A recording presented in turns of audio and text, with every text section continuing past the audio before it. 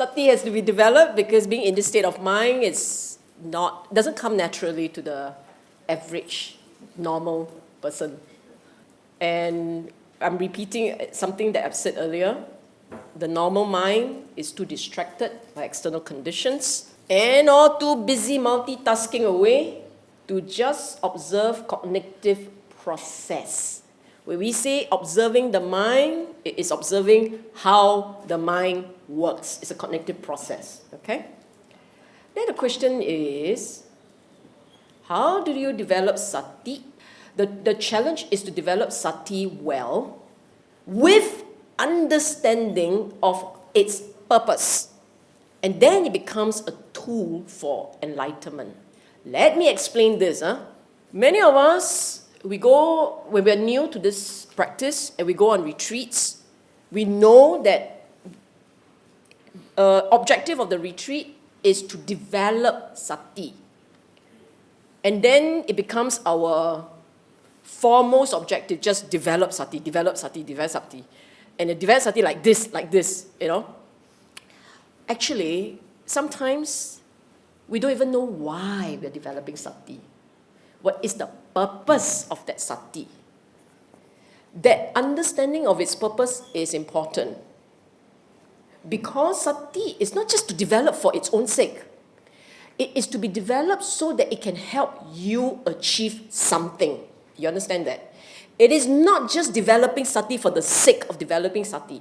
It's like saying, I want to go and do a marathon. Then what I do now is I build stamina. Then you build stamina without realizing that the purpose of building stamina is so that you can do the marathon. Get it? Understand what is the purpose and then you go from there. If you develop it poorly and without understanding, actually sati is not useful. Okay? If you develop the skill not well, first and foremost, and you don't know why you are doing it, then it is not a very useful tool. Let me explain. How many of you have gone for retreat, or not retreat, learn the sati meditation? You call it vipassana. How many of you have done it? Show of hand, hello, all frozen. Okay, now, do you know why you're doing it? You kind of have an idea, is it? Do you know roughly why? Why? Why are you developing this, doing this slow motion, this chew, brush teeth, tooth by tooth, Why?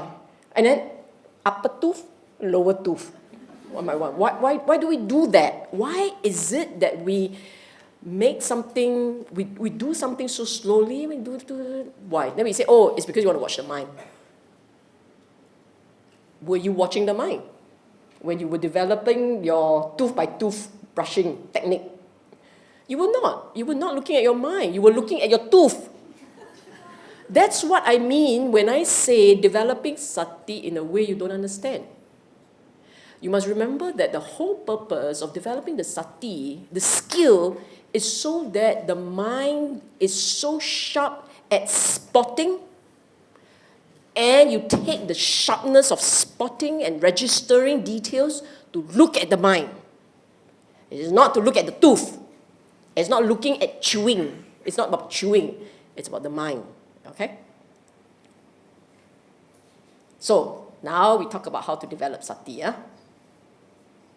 Buddha actually gave very detailed steps on training the mind on sati. And Buddha also provided description of the different states, the different levels of sati. And I will take you to Satipatthana Sutta. In the Satipatthana Sutta, the Buddha said this. This is the only way.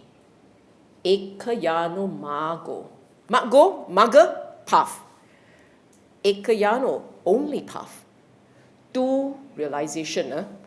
To what? To achieve this for the purifications of beings, for the overcoming of sorrow and lamentation, for the destruction of suffering and grief, for reaching the right path, for the attainment of Nibbana, namely the four foundations of mindfulness. Okay? There is a meaning to the sequence. From the very simple and obvious to the sublime and no longer so obvious. Purification of beings. If your mind is very sharp in observing the moments, when the mind is looking at itself very carefully, the odds are you are not going to have many arising of negativities. In fact, even anger fades away. You might be annoyed, but if you are able to watch annoyance, annoyance fades away. If you tell me I watch annoyance, annoyance grow, I don't know what you're watching lah. You're definitely not watching the way Buddha asked you to watch. Okay? You're probably watching your anger and the reason, your self-righteous reason for being so angry. That's not mindfulness. That's mindlessness. Okay? So, if you are even craving, you want something. If you observe the wanting as it is, the odds are the wanting will shake and it starts to reduce in intensity. It weakens. So when you watch correctly, if you are observing sati, if sati is applied correctly, all the negativities will fade away. Anger, delusion, frustration, jealousy, craving, you name it, it should fade. Okay? That is why this is the method for the purification of beings. That's one obvious benefit. Very obvious. This is about benefits of the practice. Okay? Now, the second one, a little tougher. When you are sad and when you are grieving, you can be quite overwhelmed by the energy of grief. If you watch the mind as it grieves, you might find yourself suddenly the grief lessen, the energy lessen. And if you can you can look at this energy of grief, of pain, sorrow, if you observe it, you will find that it not only lessen, it may even dissipate. That is why sati can help people overcome that moment of pain, emotional pain. If you are sharp in your mindfulness practice, by just looking at the grief drops. That is why it is for the overcoming of sorrow and lamentation. Okay? So next time when you're crying, just look. And if you say that in my life, I'm very happy, I don't have a moment, right? Never mind, tonight go watch a sad show. Watch a really sad show and get yourself all caught up in the show, then you watch sati. You sati, watch your mind and see how the grief drops, the pain drops. So you know for yourself what show is sad. Okay? Now, third, for the destruction of dukkha domanassa, and grief.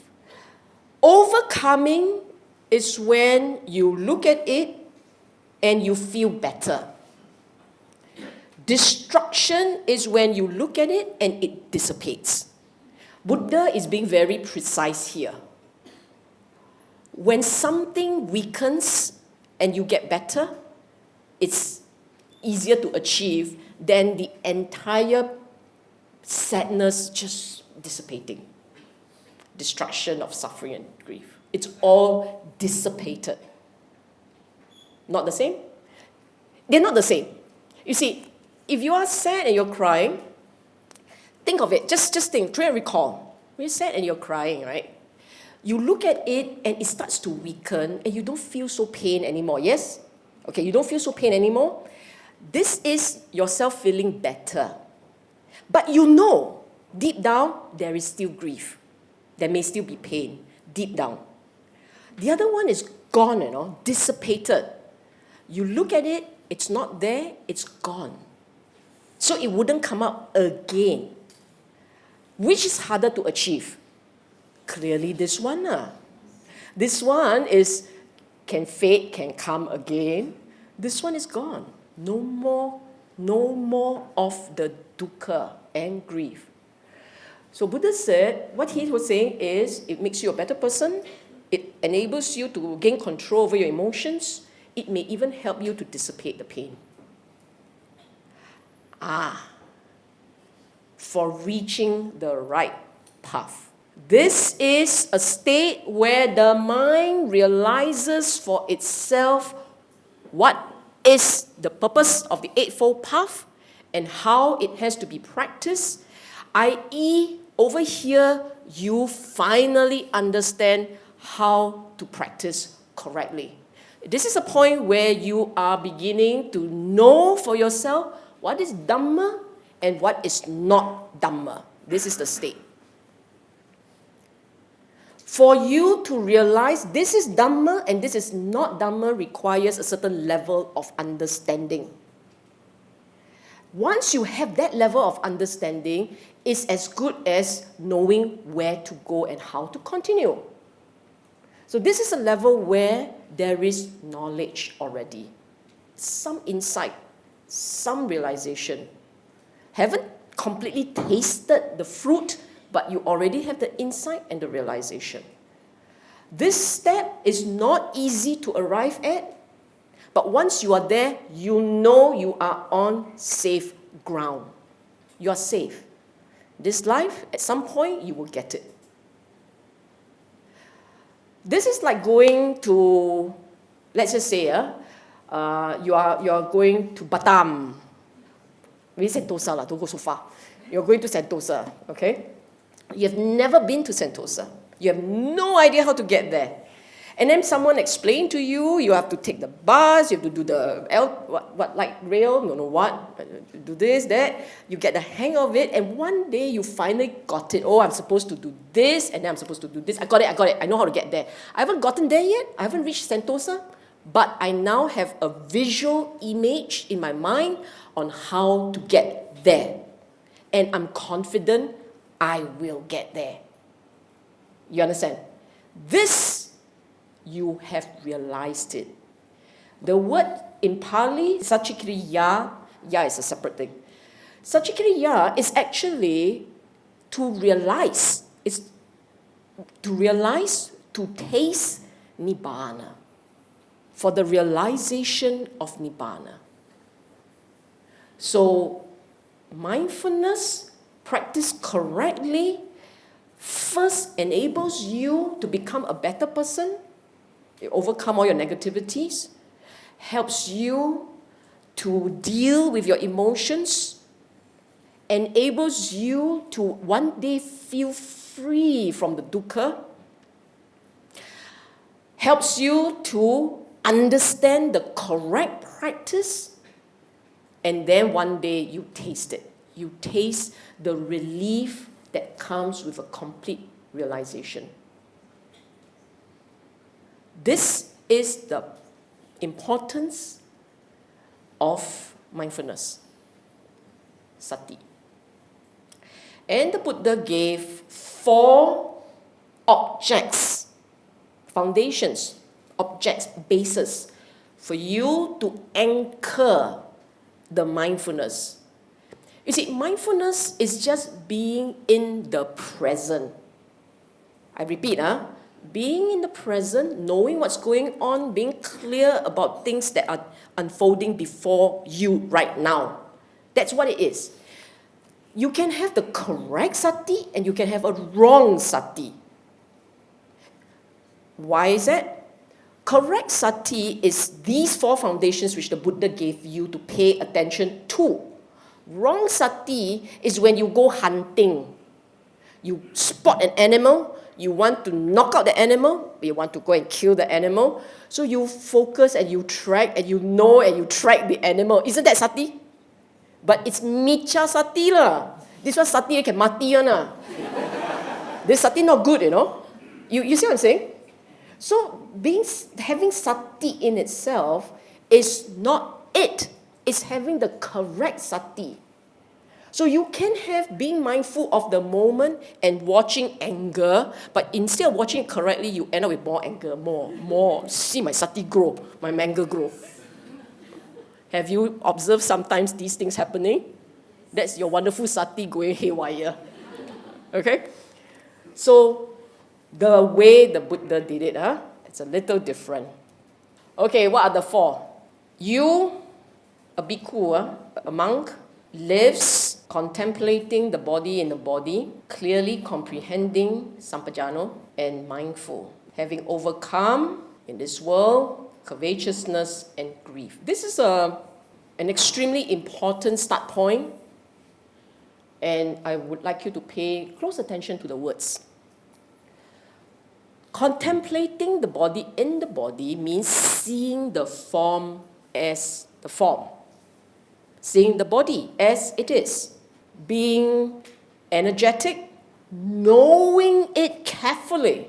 The word here is, as you look at the form, there is clarity as to what is going on.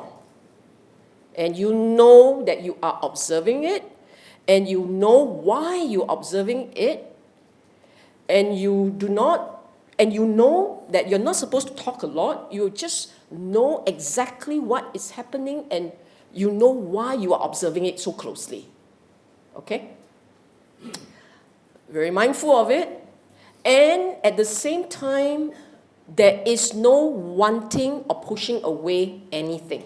No preferences, no nothing, no pushing, no wanting, no nothing. Just observe the form as it is with that clarity. The mind has to be sharp, clear, and you know why you're doing it. Do you understand? Looking at the body as it is in a sharp way, knowing exactly what's going on. Don't let go of that attention, and do not allow any wanting, preferences to arise. That's in English. Okay? You understand that, huh? In the same manner, you look at feelings. This was the form. This is feelings.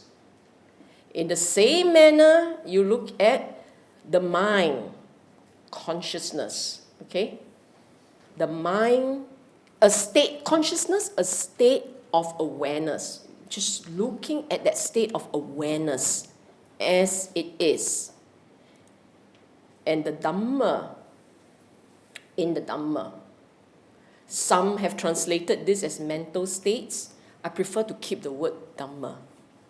Okay? This basic four objects for you to pay close attention to on a day-to-day basis. Your body, your feelings, a state of mind, that consciousness, and Dhamma. Now, there is a reason for this arrangement. Body is the most obvious. If you are not aware of the form, you have a problem, because it's going to be much harder to look at Dhamma. Form is the easiest. Whether you're seated, whether you're walking, whether you're breathing, whether you're in pain, form is the most obvious. I know that when I first started out, we had this issues about what is easier to see, form or feelings. Feelings is like there, right? It's there. We're always so conscious of feelings. Form is not always evident. I mean, once you stare at the face enough already, go off. You spend all your time thinking about your face, right? Actually, the problem with feelings is we get caught up. You look at the form, you can learn to develop objectivity to what it is doing. But if you're very new to this practice, you look at feelings, the odds are you're going to be caught up with it. You are going to be trapped, and you will feel and not see. See the problem? So yes, feelings are more obvious, but feelings are also more overwhelming. Oddly enough, the form is not overwhelming. You look at fingernails, how overwhelmed are you by your fingernails? You are not going to be too caught up, unless you're in pain, right? I have a stomach ache, oh, I die, stomach ache. That can happen, that's true, but that's also because of your feelings, and then you can kind of get all caught up. If it's just sitting down there, observing, sitting, you're not going to be caught up. Who gets very smitten by sitting? Nobody, right? It won't happen. So therefore, form first. When you set off to practice and you're new to this game, observe the form first. And there are a sequence of what to do. Second, on feelings. Feelings, which we'll discuss in detail. You look at consciousness. Ask you to look at a state of mind. You have no clue what to look at until you have mastered form and feeling. As you look at mind, you're going to see what? And then Dhamma is see what? That is why there is a sequence to this. Form first, you get the hang of it, you look at the feelings, you get the hang of it, the rest will eventually follow. Okay? 4 sets of things for you to look at, plenty of things to do. So cannot say what to do. You want me to do sati, what am I supposed to be mindful of? 4 sets of things.